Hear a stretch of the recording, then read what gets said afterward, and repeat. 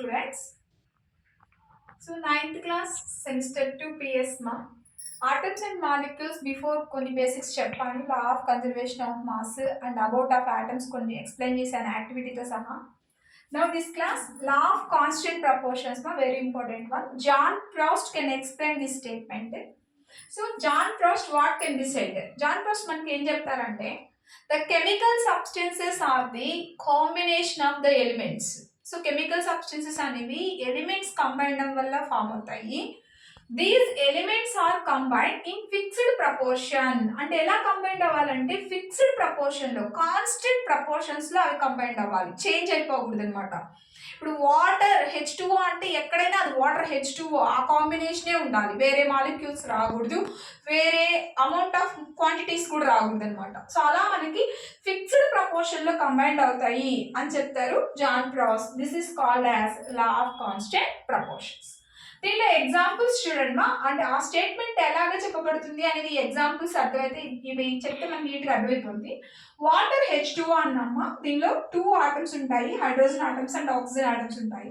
Hydrogen 1 it is the atomic mass and oxygen is 8. So that means 1:8 రేషియోలో means ఏమవుతుందా 1:8 రేషియోలో మనకి fixed proportion లో water అనేది form అవుతుంది. ఓకేనా? సో అలా మనకి ఏంటంటే water is always in constant proportions 1:8. ఓకేనా? సో నెక్స్ట్ అమోనియా తీసుకుంటే అమోనియా NH3 ఉంటుంది, nitrogen 714 is the atomic mass. 3 hydrogens combined అవుతాయి కాబట్టి 3 వస్తుంది. సో కాబట్టి 14:3 రేషియోలో అమోనియా అనేది కంబైండ్ అవుతుంది. ఓకేనా?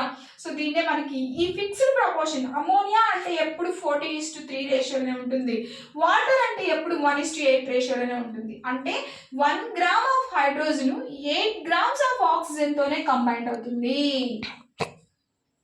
ఓకేనా?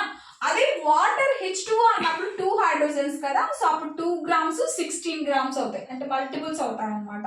అంటే ఇప్పుడు H2 అన్నాం కదమ్మా, 2 హైడ్రోజన్స్ ఉన్నాయి కాబట్టి 2 గ్రామ్స్ ప్లస్ ఆక్సిజన్ 8 16 అవుతుంది. సో 16. సో క్యాన్సిల్ చేసాం అనుకోండి, 2 1s 2 8s, రేషియో ఎంత 1:8 రేషియో అలా తీసుకుంటాం అనమాట.